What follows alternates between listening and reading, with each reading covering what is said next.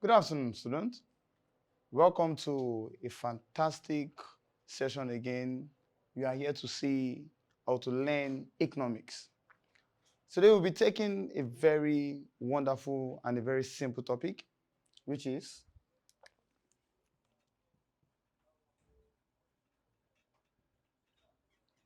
cost concepts, cost and revenue concept.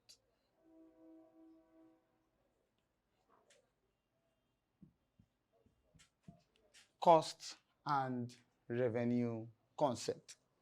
When we take a look at cost, what are costs and what are revenues?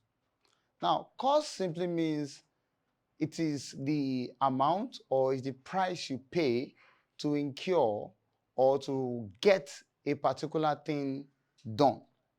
For instance, let us consider the factors of production.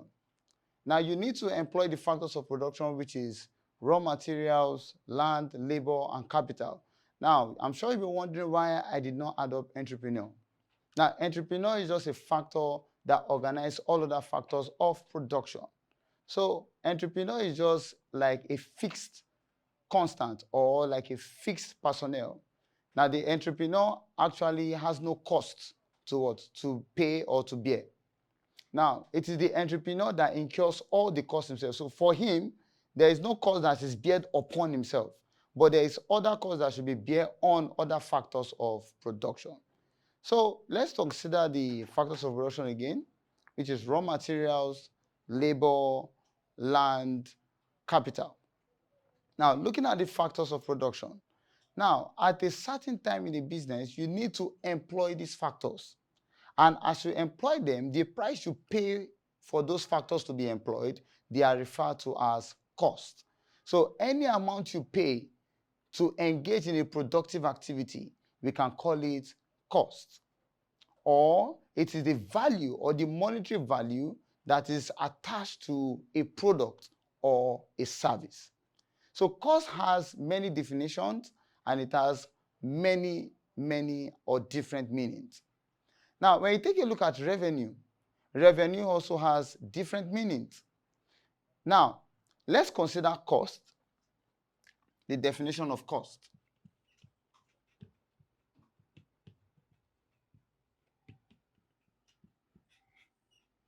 Cost can be defined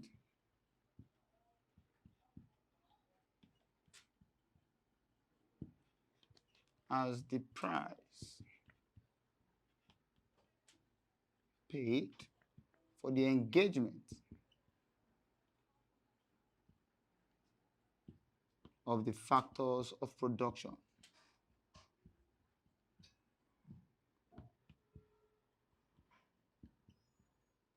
So this is the meaning of cost. Any price you pay for the engagement of the factors of production, we call it cost. Now, when we take a look at cost, cost has different meanings to different people or to different school of thought. Now, let us consider the accounting school of thought or the accounting personnel. Now, when we talk about the accounting personnel or the accounting person in nature, what do they refer to as cost? Now, the accounting cost simply refers to as the explicit cost. Now, what do I mean by explicit cost? These are the direct money you pay for things to be what? To be made. When you pay money directly or when you incur cost on anything for something to be done, then we can call it what? Explicit cost, or we can call it money cost. But we now move to the economist school of thought. Now, for the economic school of thought, their own cost doesn't really refers to what you pay to get things done. No. An opportunity and an economist's view or the economic school of thought, they view cost as an opportunity, meaning that before you engage in a particular activity, there is a particular activity that is sacrificing itself so that you can engage in that what? Activity. So we can see that the economists view cost in two ways.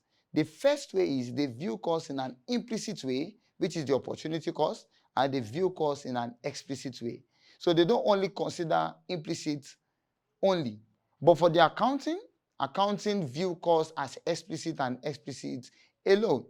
Now, when we take a look at the accounting, we all know that for accounting, they prepare what you call statements, or they prepare what you call books of account. Now, when they are preparing these books of account, they record money as it is being incurred, or they record revenue as it is being earned. So therefore, it is what is being incurred, the record, and what is earned that is being what? Recorded. There is nothing like opportunity cost, or there is nothing like implicit cost. But when you take a look at, let's take it first, the accounting view.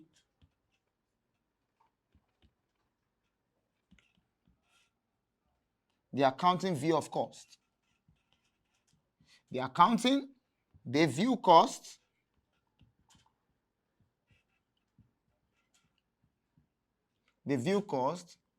as an explicit cost. Let's underline that. As an explicit cost, comma, which is the monetary value of productive activities. Productive activities. All right. So this is the accounting view of cost, the explicit cost.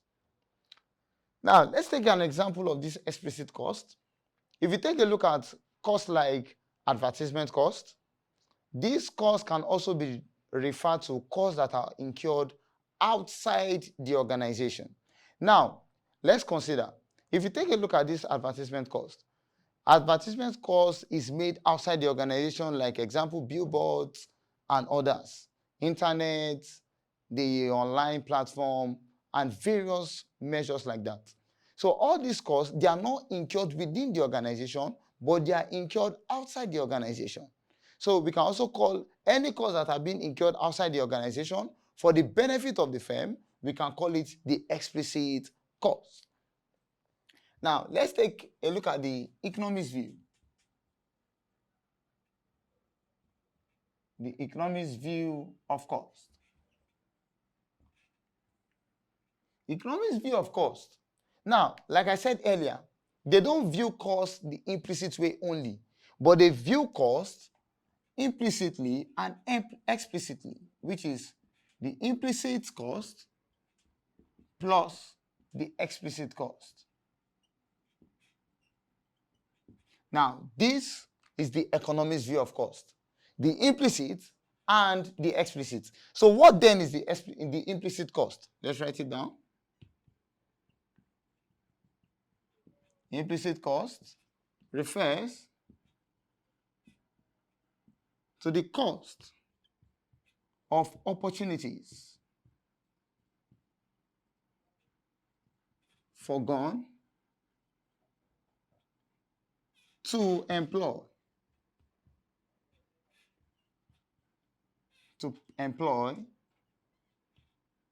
another opportunity.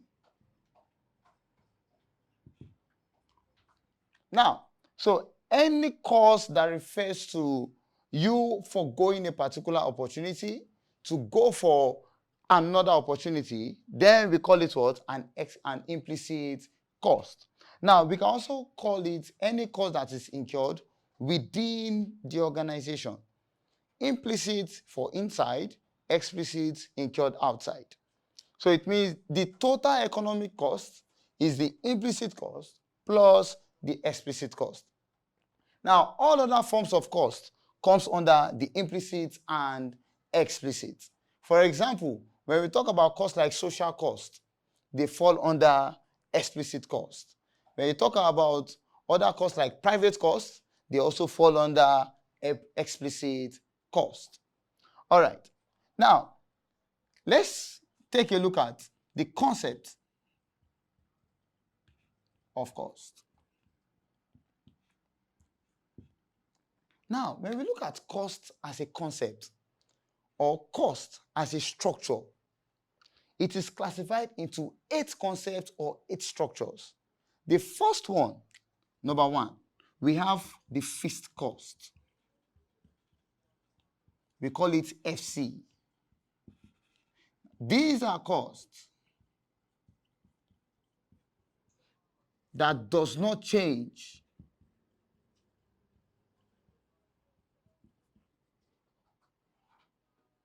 with respect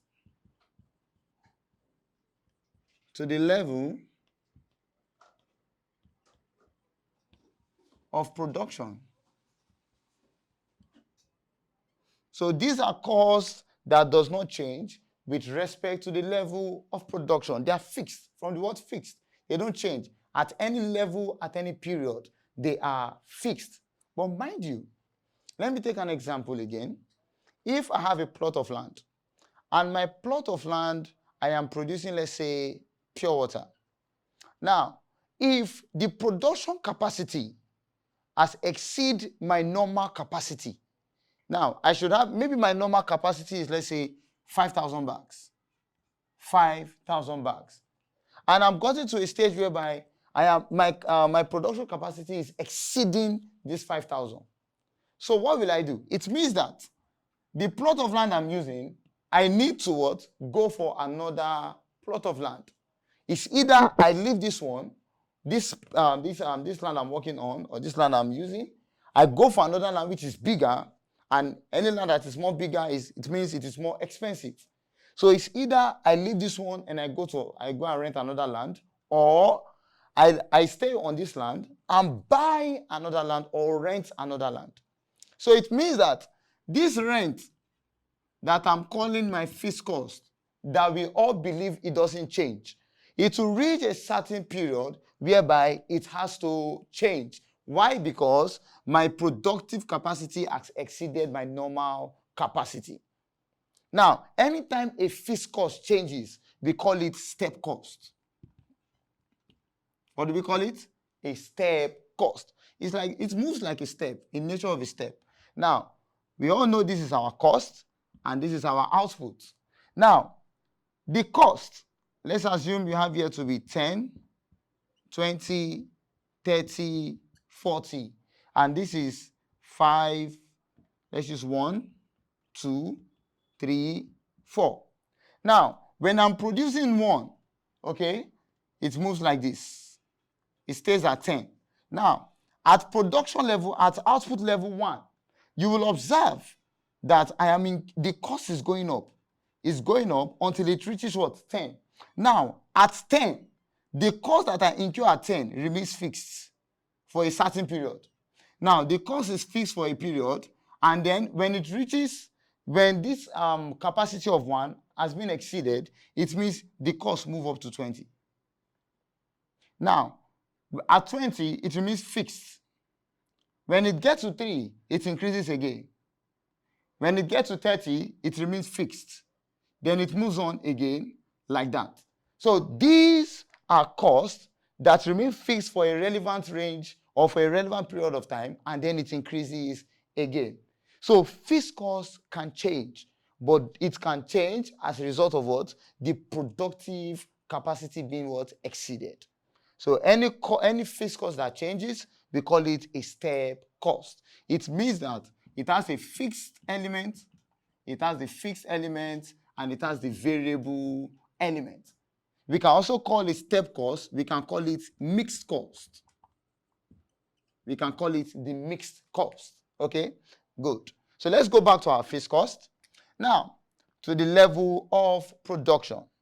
Now, number 2. We have what we call the variable cost. Variable cost, we call it VC. Now, for VC here as variable cost, these are costs that changes with respect to the level of production. Meaning, if your production increases, your variable cost increases. If your production decreases, your variable cost decreases. Now, so we have here, these are costs that changes with respect to the level of output or production. Okay, so we call that VC. So what are examples of fixed costs? Like rent. Rent is an example of fixed cost. Another example of fixed costs are salaries of top personnel. Salaries of top personnel.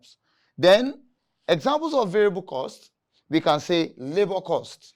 Okay, labor cost, and we can also say the cost of raw materials. The cost of raw materials. Now we move on. Since we have a fixed cost, we have a variable cost, therefore there is a formula that actually brings the fixed cost and the variable cost together. So what formula is that? What cost do you have in your mind that brings together the fixed and the variable? I'm sure you know what the answer is, right? So it means what we'll be having here is what? The total cost. So we call that TC. So TC, the sum, this is the sum, this is the sum. Or we can say this refers to the sum of both variable and fixed costs. Now, let's move on to number 3.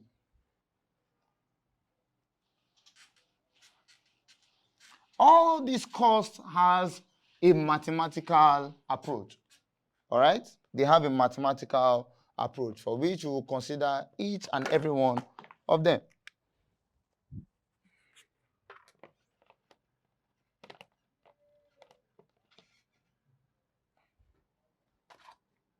Okay, number 4.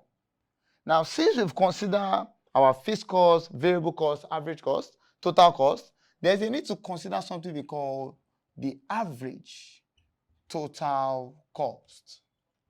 Now, the average total cost, we can refer to it as AC, which is average cost, or we can call it ATC. Now, let us explain this cost. This is the total cost per unit of output. The total cost per unit of output. Number 5. Now, for each of all these costs, there is an average cost to each dimension. Now, look at this. For the total cost, we have an average total cost. Definitely, for the variable cost, we'll have an average variable cost.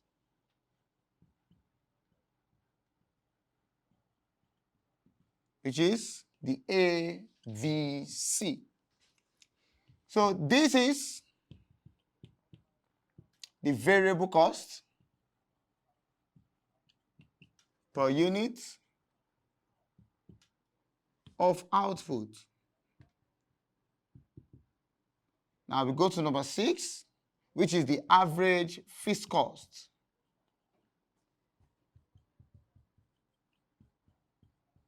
We call that the AFC. This is the fixed cost. The fixed cost per unit of output. It means that all the fixed costs per unit, all this just refers to for every cost you incur, you should know the cost you incur per unit. Now, let's go. Number 7. So we have the fixed cost, variable cost, total cost. Then we have all the average costs. Now, there's one particular cost here, a very simple cost, which is called the marginal cost. And this marginal cost is called MC. Now, this is the additional cost. This is the additional cost incurred as a result of an increase in production, in additional units of production. So the additional cost you incur as the production unit increases, this is what we refer to as what? The marginal cost. It is an additional cost that arises from additional units of production. Now, so these are the concepts of cost. Now, let's consider the mathematical approach. So, mathematical formulas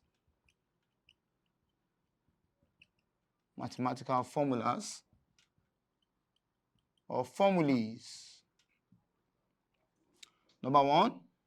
Now, for the FC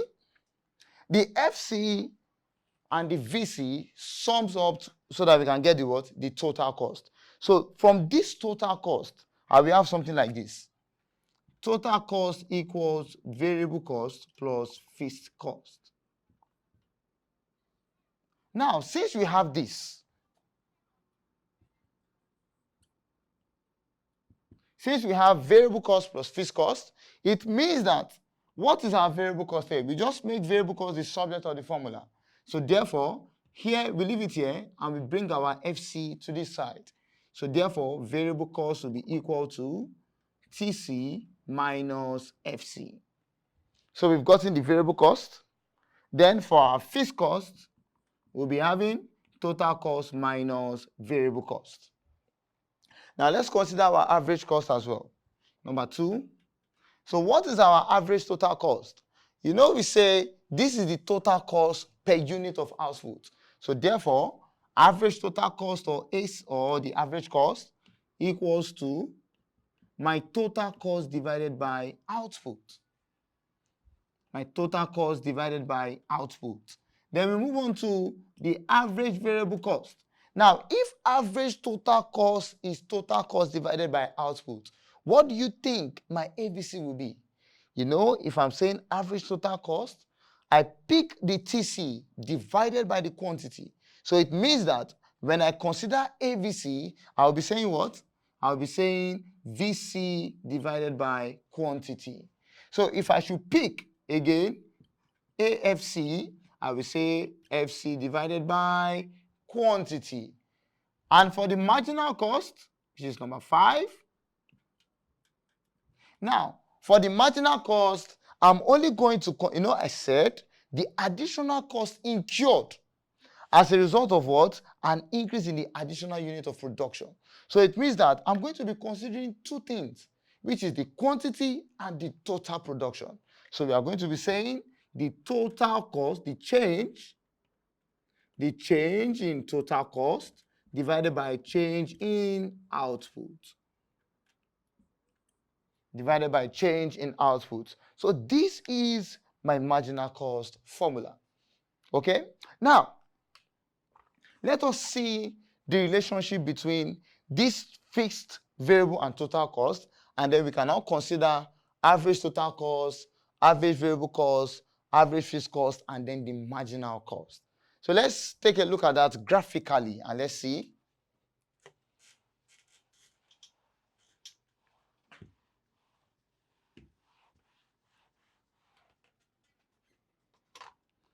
So let's take our fixed cost, variable cost, and total cost. So we have something like this. This is my y-axis. So in mathematics, we call it the y-axis, okay? But since we are dealing with cost, this becomes our cost axis. Then this becomes our output axis. Now, any cost that is horizontal, what do we call it? We call it a fixed cost. So we use the abbreviation FC. Are we there? Okay. Now, we move to our variable cost. Now, our variable cost, I said these are costs that is being incurred, and it is directly related to the units of production. So it means that as long as you produce 1 unit of production, variable cost sparks up. So it means It starts right from the what? From the origin point, which is this level here. So it means it moves up from this level and